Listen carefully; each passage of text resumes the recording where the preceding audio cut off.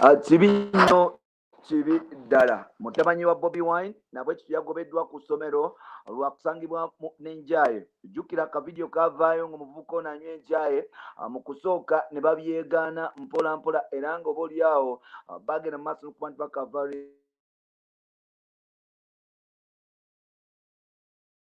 yawo anywa kwe kusalawo okuba nti bamugobera ddala ku ssomero nga bamaze okuba nti bamukwatiriza lubona ng'alina enjaye mu suitcase.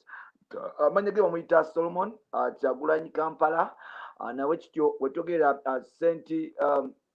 Mary's Kisubi yasaze okuba nti emuta oba Smack St. Mary's Kisubi yasaze okuba nti emuta negamba nti yadde oli mutabani wa mukulu ffe wano omukulu ebintu byakkirizaamu naffe tubikkirizaamu naye ate alina okumanya nti waliwo amateeka agafuga essomero. Tojjagenda maaso nokuba nti oyo no n'abaana balala nanjaye bwolwokuba oli mwana wa mukulu. In fact kino eno simanyi bagenda bikola because in the first session ebintu ebyagenda maaso nokuba nti bikolebwa. So munzikirize nsobole okuba nti oba oliawo mbatusaako amawulire bwe gati naye ate ekisinga obukulu be basponsa batulindiridde kayala nnyo tusobole okuba nti tukomawo ne full details. Producer tokope basponsa tugende. SBM House of Fragrance. We deal in all types of fragrance, mists, lotions, creams, shower gels, face and body oil perfumes.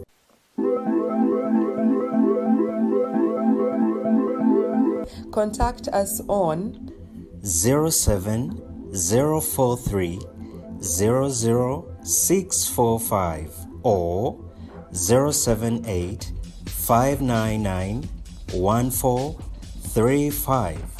We deliver to your place of convenience.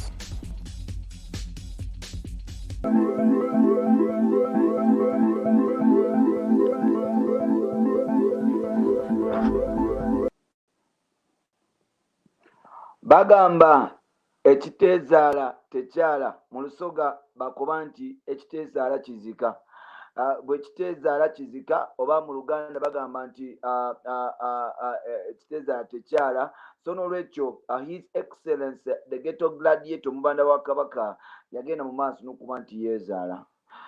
Bobi Wine mutabani we amanyikiddwa nga Solomon Kampala wetwogerera mugobe wajjo ku ssomero erya St. Mary's Kisubi yagenda mu maaso n'okuba nti afuna yes okuba nti abeera admitted ku lino essomero mu window 2. Jjukira n'okumuteekayo bamala kuba nti oba oli awo mbo bagulirira because grades yagenda mu maaso n'okuba nti afuna taqualifyinga okubeera ku lino essomero. Omwami ono yasobodde okuba nti akwatibwa n'enjaga ku ssomero ng'agenda mu maaso n'okuba nti asmokinga n'enjala n'endala basobodde okuba nti bagisanga mu suitcase ng'agenda maaso n'okuba nti agitereka. Essomero lyagenze mu maaso n'okuba nti likebera okumwaza yenna ng'omuvubuka ono agenda maaso n'okuba nti oba oliawo yes aterese enjaye. St. Mary's Kisubi ekama nti tesobola kuba nti egumiikiriza kukkiriza oba oliawo yadde nga mwana wani oba mwana wani kugenda maaso nakuba nti breaking school rules and regulations ku ssomero tekukkirizaako bitamiiri kuka nebisigaddewo ate nekirala enjaga eri irigo mu Uganda. Mr. Solomon Kampala wuuyo nga yakagenda ku ssomero musajja wattu agezaako okuba nti concentrating ku myaka mitonyo ddala awo ye omwana tannaba kubuza yadde myaka 17 18. So n'olwekyo ku myaka 14 omuvubuka ono yakwatibwa n'enjaga ku ssomero mpola mpola era ng'essomero teryasazeewo lyagambye tetujja kubeera nti tukuteekako misango gino nagiri tetujja kuba nti oba oliawo tulwanagana naawe kuba twagezaako okuba nti tukukyusa n'ogaana okuba nti yokyuka. So n'olwekyo kyetugenda okukola kwe kukubira bazadde bo basobole okuba nti bajja bakupiikinga era bakubidde Bobi Wine kugata ne Babi Kyagulanyi mpola mpola ne basobola okuba nti oba oliawo bajja ne bapiikinga omwana waabwe. Of course babadde shocked kubanga si lwe lusooka okuba nti omuvubuka ono akwatibwa n'enjaga. Yes jjukira waliwo ne mu vidiyo bwavaayo ne butambula ku mikutu gya intaneti ng'omwana ono agenda mu maaso n'okuba nti asmokinga enjaga yadde nga bagenda mu maaso n'okuba nti babikkirira mpola mpola nga bagamba nti just kasmoke yali agenda mu maaso n'okuba nti akateekako naye ng'ate amaze mazima gayoleka lwatu nti omwana ono obaoliawo yali agenda mu maaso n'okuba nti yes asmoking enjaga. Waliwo amawulire agatambula nti okuva ku kitaawe ku bankobe bonna abadiringa mu drugs era ng'oba oliawo omwana ono agenda mu maaso n'okuba nti ayiga bino ebintu kubanga yes nti ayiga bino ebintu because alaba ebintu nti birino ewaabwe. Bw'otunulira Bobi Wine eyo enkofiira gyambadde ekulaga bulungi ekulaga lwatu akugamba bulungi nti I love weed. Njagala nnyo enjaga kyekyo I love weed. So even this kid yasalawo okuba nti oba oliawo akwata ekintu tatali kyasinga nnyo okuba nti ayagala kwe kuba nti oba oliawo asmokinga enjaga. Enjaga eri irigo mu Uganda okusanga ng'olina enjaga obanga onywa enjaga mu Uganda musango newankubadde ng'ate abakulu abamu bagenda maaso n'okuba nti bagirima n'okuba nti bagitunda. Ekigendera kya mutabani wa Bobi Wine okugenda n'enjaga ku ssomero tekinnamanyika oba agitunda oba alina abaana babadde agiguza oba abadde aguza basomesa oba abadde ye ajenywera tetunnamanya naye ng'ate gonna agaliwo galaga nti omuvubuka ono abadde n'enjaye ng'essomero terisobola kuba nti limukkiriza kugenda mu maaso nakuba nti oba oliawo atunda ebintu ebyo n'okuba nti akipinga ebintu ebyo mpolampola yes ku ssomero lyabwe mpolampola.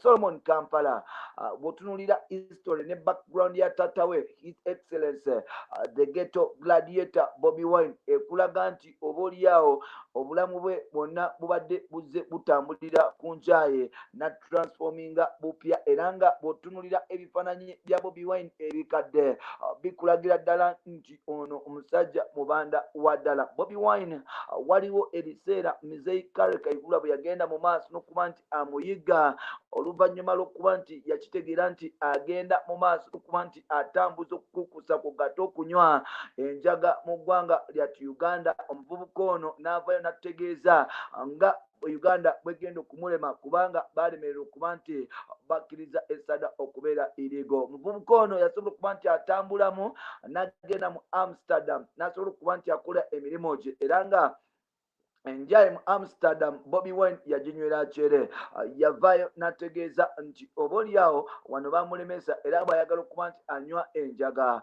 mpolampola agenda Amsterdam. Bobi Wine yavaayo n'agamba nti enjaga bagifuule ligo oba bagiteeke mu mateeka ng'abantu basobola okuba nti baginywa kubanga erina kyeyamba bweyamba ng'eddagala mpolampola era nga yagenda mu maaso n'okuba nti ategeeza nti oba oliawo era enjaga gye bakoma okuba nti bagikweka okuba nti baginywa abaana gye bagema okuba nti bagibirira mpolampola okusobola okuba nti baginywa. Waliwo akayimba omukulu ke yagenda mu maaso n'okuba nti ayimba bakayita geto nazigala olwo oluyimba yalujja mu dipo nazigala olwa Paul Okafel bwe yavaayo n'ategeeza nga ne leero nabuddeeyo kamutya gye mutyangazize ne leero navuddeeyo kamutya gye mutyangazi natunira n'essada linambitangisa yafuuka muntu mulamu banna basebe yali omufuuyi w'essada zonna geto nazigala nga mukumpuumira ku kijinja ne sirenga engula bando ne mu geto nga bakwata ku ttama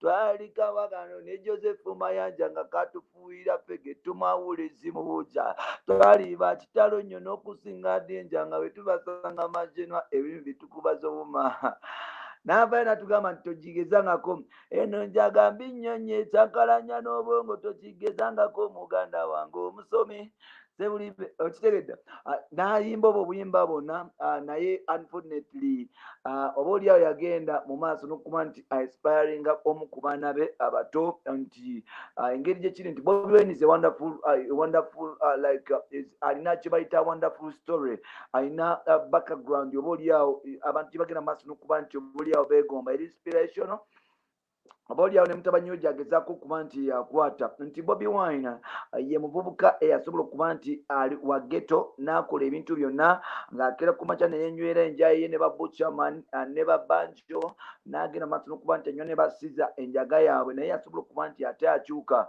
nti yali mu ghetto yali asobola okuba nti anywa enjaye n'akola ebintu eby'enjawulo, azimbye amayumba, n'agula zibiiki, n'asobola okuba nti afuuka ow'enjawulo.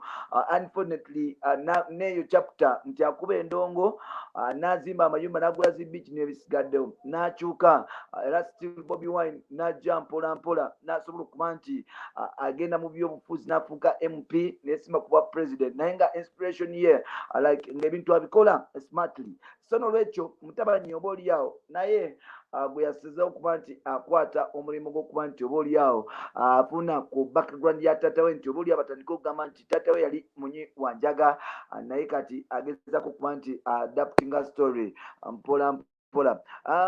Waliwo ebintu ebyasanze okuba nti byogerwa. Solomon Lwakusangibwa Nenjaga, abantu bayogedde ebintu eby'enjawulo era nga gye tugenda okusobola okuba nti tukulusa kamu bagamba nti byabufuzi bye bazannya, baagala kusuula Bobi Wine wansi, kumulaga nti tasobola, nti amaka gamunema okusobola okuba nti alabirira n'ebisigaddewo. Abalala bagamba nti oba oliawo omwana alina eddembe ly'okukola by'alina. Bobi Wine talina kyasobola mukolako bw'abanga batyo basazeewo. Katokere tusobole kuba tusoma ku comments z'abakama baffe, tusobole okuba nti tutambula ffenna mpola mpola. Bamuyitaani Kemba Mbabazi Sandy Sandra, Kem Babazi Sandy Sandra, naye Mukama Galaxy FM, you bring us to stop listening to you. Why real respect people today is Bobi Wine tomorrow. Why this real respect people? Today is Bobi, tomorrow is you also. Banabudde ne bagamba nti omanyi Galaxy yavudde nayo, abaana ba Galaxy bavudde ne babyogera bikini biki. Aba Galaxy ne bagamba, omwana n'abasanda agamba nti tujja kuddamu kuba nti kuwuliriza, mutandike okuba nti respectinga ku bantu. Olwaleero kiri wa Bobi Wine, enkya kiri wa mulala. So n'olwekyo we should speak with care. Decent Jamira yavudde n'agamba, I and my friends used to smoke shisha, even me judge during school. So I think this is no big deal, bro. He is a child just like any other. Yes, Jamila yavudde n'agamba nti nabo ku ssomero baagiranga mu maaso n'okuba nti basmokinga shisha kugata ne Mirage. Yes, at school I started smoking cigarette when I was in S2. That was 2008. Then I tried weed in senior 4, but I couldn't make it. I started alcohol in senior 4 up to there. Yes, but up to now, so that is a good testimony, Jamira, nti omuntu yes kusomero oba oyigezaako ebintu bingi, oli muvubuka, especially oyo mwana wa mukulu bamusinza wakabi, naffe twali kusomero nga tuli bakabi nga tukola ebintu ebyenjawulo. So like kavubuka abeerawo,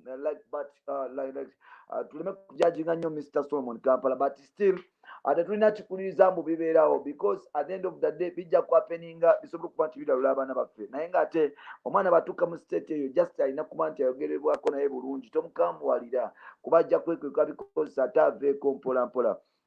Katerega Stephen avudde n'agamba nti everybody in Uganda took weed during this pandemic and it is a continuation, so you are no point. Leave the kid alone. Sebo, during lockdown is asanywako mwenge, asanywako njaga. Tutogamba mbu everyone abali baagala, not lockdown bro. Yes, but still omwana balina okuba nti bamuwa ku mirembe, omwana alina ogenda maaso n'okuba nti obuli akyusa mpola mpola. Robert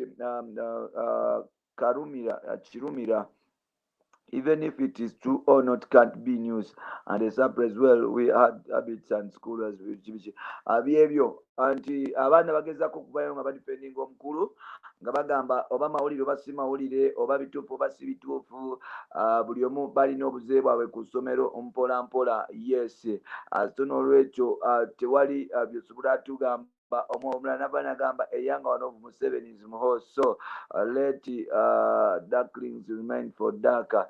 Yes, like bibeerawo, but still waliwo, I think this is politics. If not politics, it is true, it is always bad.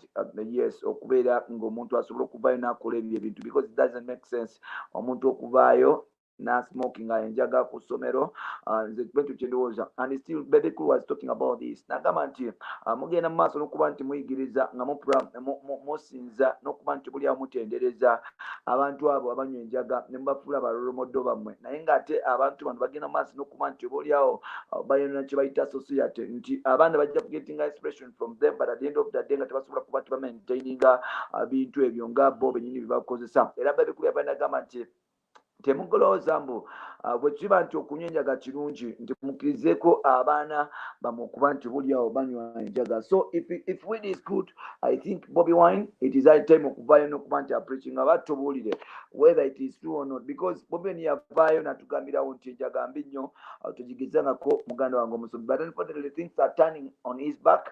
Ajjukira yasooka natugamba nti olute butwawula bwe bwatuuka ne butandika okuba nti butwawula enjaga mbi nnyo kati omwana agenda maaso n'okuba nti oba oliawo amulabisa mungeri emu endala. I don't know whether it is true, but if it is true, it is always bad okuba nti oba oliawo ebintu byappeninga ku myaka emito bwe giti anti Solomon Kampala is a role model to many naye ajja ku getting inspiration from other people. Oyo Mutabani wa Baby Cool ne Bobi Wine, oyo Solomon Kampala ne Alpha basomba omupiira bagenda maaso n'okuba nti bakwatagana. For them they are friends, tobabulira bya batata baabwe basala okuba nti reconcilinga, basala okuba nti bo bamuvinga n'obulamu bwabwe mu maaso, bo boogera bakola buli kimu kye baagala naye ng'ate batata baabwe bagenda maaso n'okuba nti beesojja. So, but really, Bobi Wine akulaga ki? I love weed. If he loves weed, then what could his son do? His son should also love what the dad does, because apparently Bobi Wine ye role model wensi mu Uganda. Tosobola kuba nti osuka Bobi Wine okubeera inspiration ne bannayuganda bajagala nnyo bajija nnyo mu Bobi Wine. So omwana maybe yasobola okuba nti akwata kweyo site, asobola okuba nti oba oliawo naye anyumira tate we byananyumira banakoowa ajja bikola ate buzibu ki muganda waffe. Genda maaso n'okuba nti osubscribinga era tujja kutuusaako amawulire mangi amalala. Nja kusaba otambule ne Rich Boy omukutu guli gumu gwa Uganda Mukamooli. Mbebaza mwenna otambule naffe ebbanga lyonna akasobola okuba nti tukoma mu party 2 tukutuuseeko n'ebirala mpola. Bye. SBM House of Fragrance. We deal in all types of fragrance, mists, lotions, creams, shower gels, face and body oil perfumes.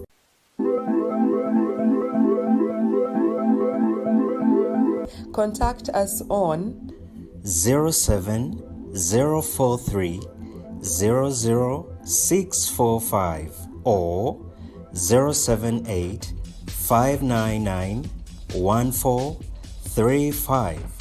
We deliver to your place of convenience.